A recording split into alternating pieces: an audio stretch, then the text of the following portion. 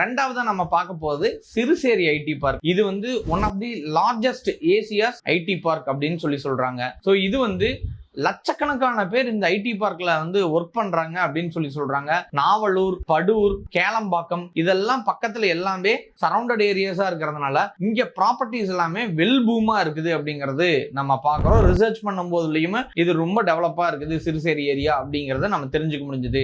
So என்ன இதுல என்ன ரியல் எஸ்டேட் இம்பாக்ட் இருக்குது அப்படின்னா, so lakhs and lakhs of peoples இருக்கிறாங்க அப்படின்னாலே என்ன ஆகும் அப்படின்னா, அந்த இடத்துல ஒரு கேட்டட் கம்யூனிட்டி பிளாட்ஸ் வர ஆரம்பிக்கும். அது போக அங்க எல்லாருமே லிவிங்க்கு எல்லாருமே எக்ஸ்பெக்ட் பண்ணிட்டு இருக்கிறதுனால அங்க லேண்ட் பை பண்ண அத்தனை பேரும் ஹோமா கன்ஸ்ட்ரக்ட் பண்ணி எப்படி ரெண்டல் ஆக்சஸ் பண்ணலாம் அப்படிங்கிறது எல்லாருமே பண்ணிட்டு இருக்கிறாங்க. இப்போவும் அதுதான் நடைமுறையில் இருந்துகிட்டே இருக்குதுங்க.